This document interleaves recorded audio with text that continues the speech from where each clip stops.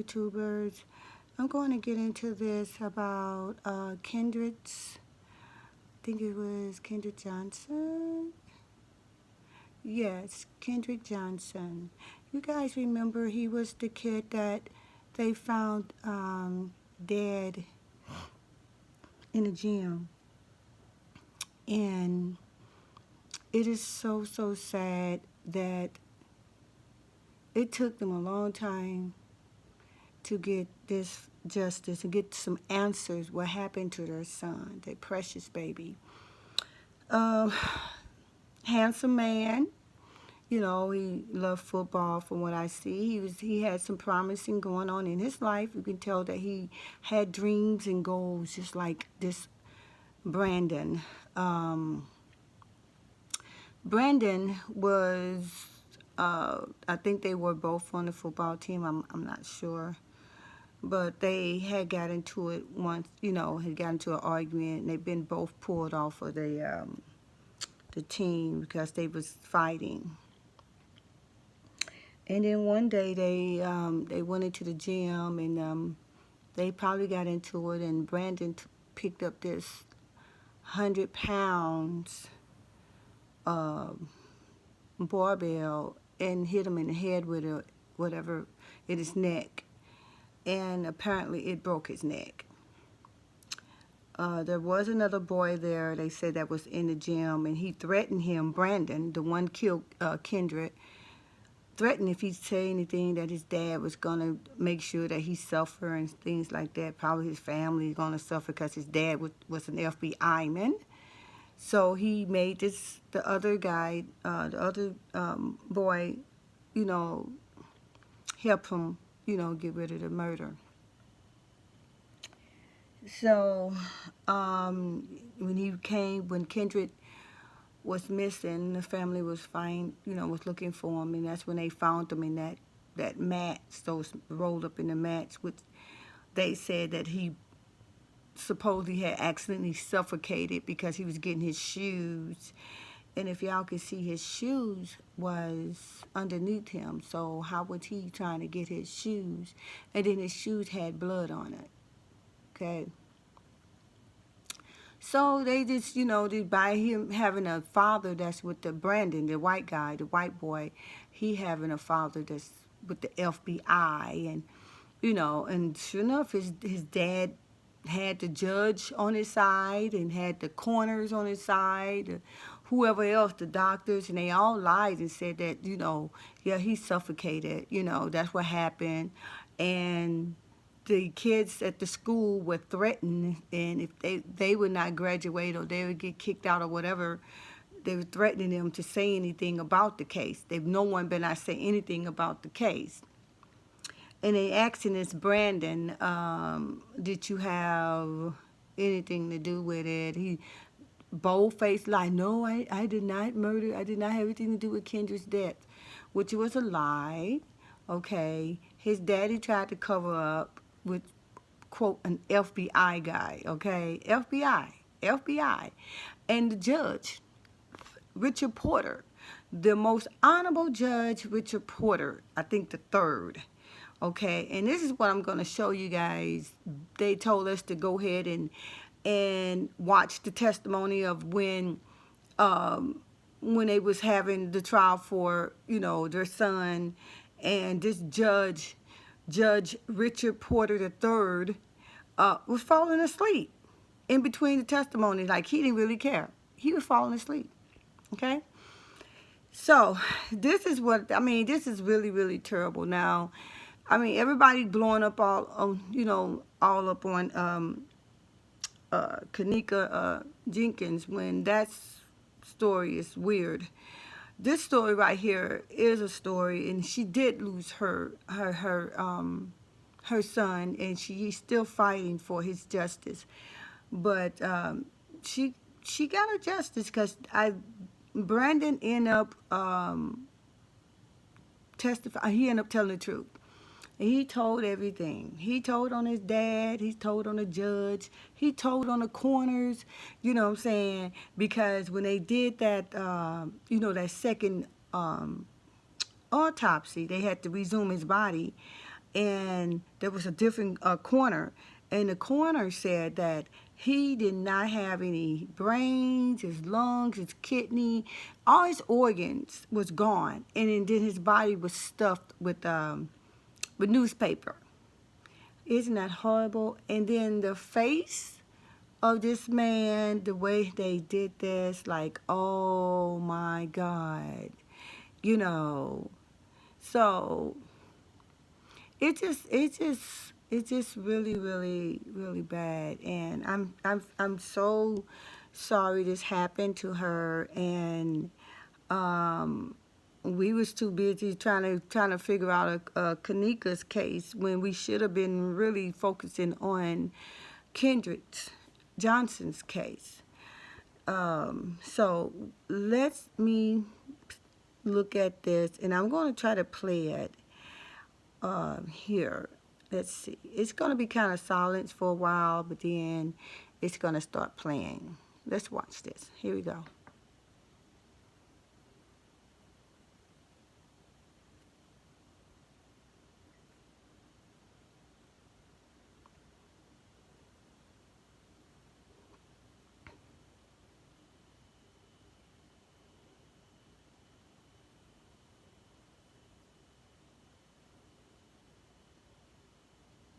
It is going to start playing. It's just like a delay on it for a little bit. Here we go.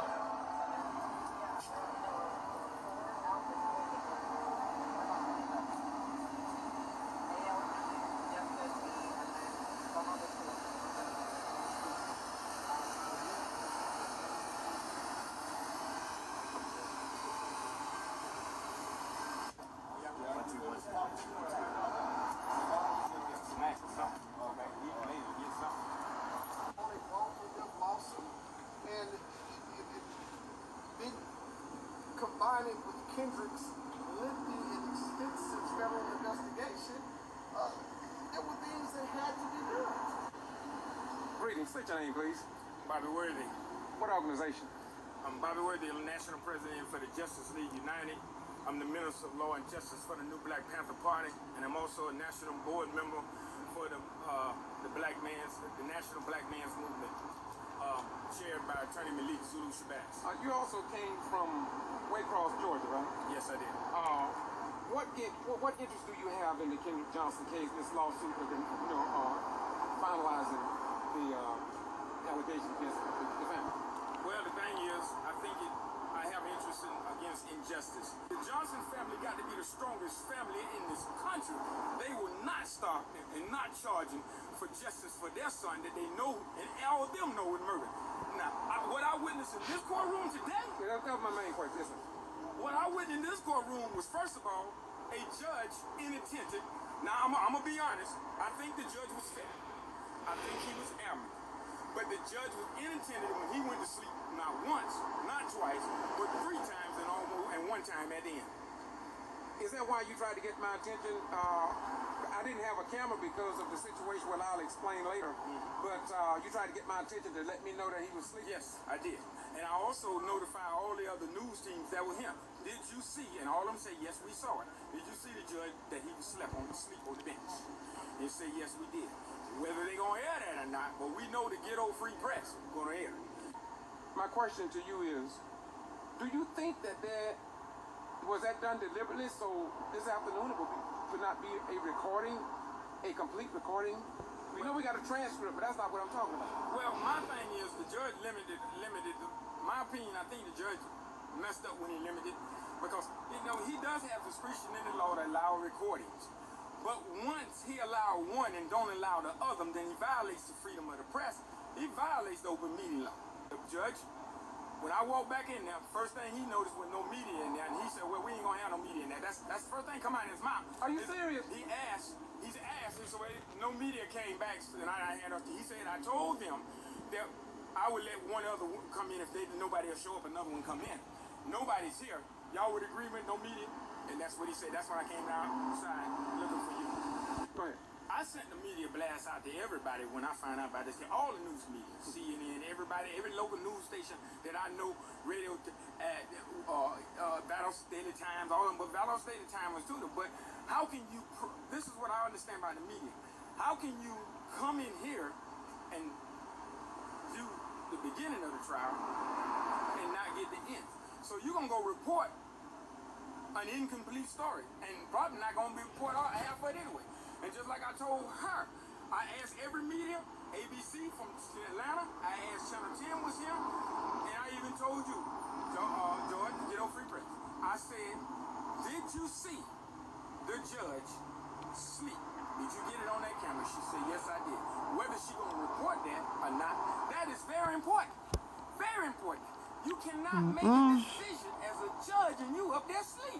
That's Let me right. ask you a question. Just in case somebody else in the state of Georgia would like to call you for you to give more information about what you saw in this courtroom. To reach me, call me at 912-424-0752. Again, that's 912-424-0752.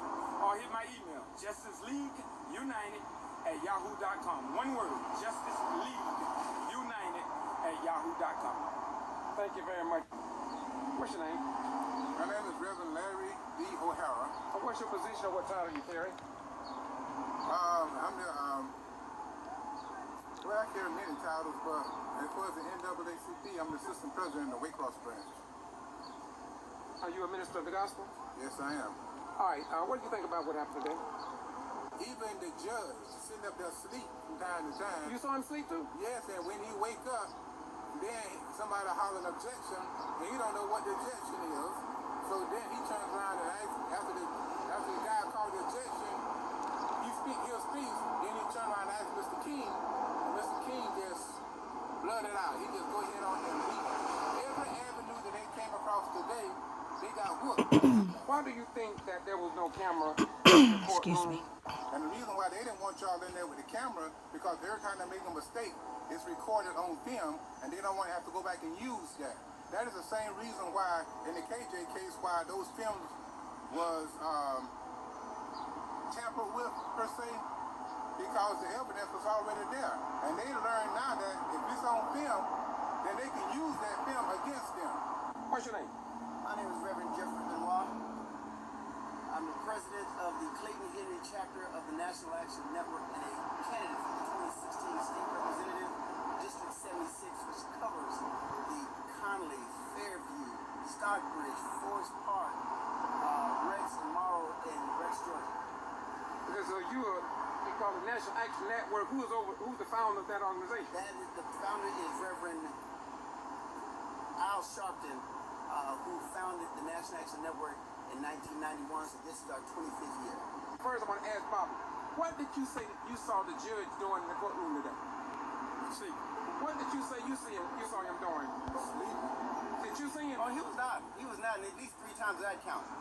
I heard several other people. I want to be on I camera. can't stand it. Sorry, you all guys. saw that. Now, The judge has proven that that he really don't want the cameras in the court. I mean, and I understand why. Because the last trial he went to sleep 4 or 5 times, and this time he went to sleep 4 times, nodded on the bench, was sleeping. So I mean, no one is saying about it. Even when the media was there last time, you was the only one who reported that the judge was asleep. He actually went to sleep, and nobody seems to see that's not a problem.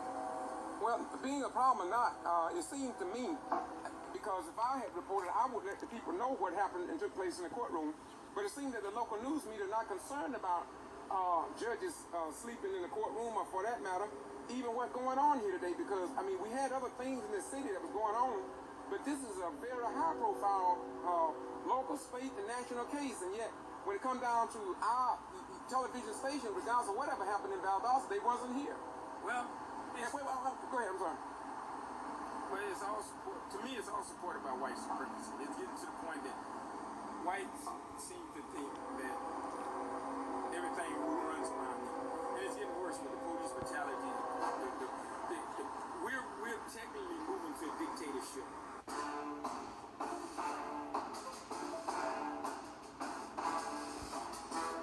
Oh, I can't stand it. I don't know why they do that.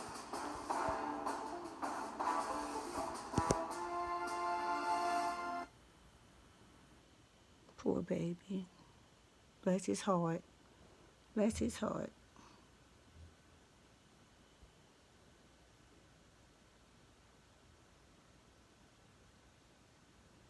This judge literally was falling asleep at this baby testimony. That is so, so wrong. That is so wrong. My heart goes out to this family, the Johnson's family. Kendrick Johnson.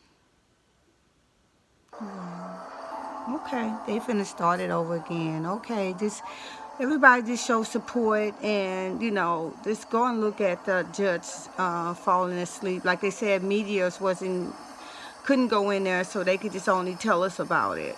Okay, justice for Kendrick Johnson.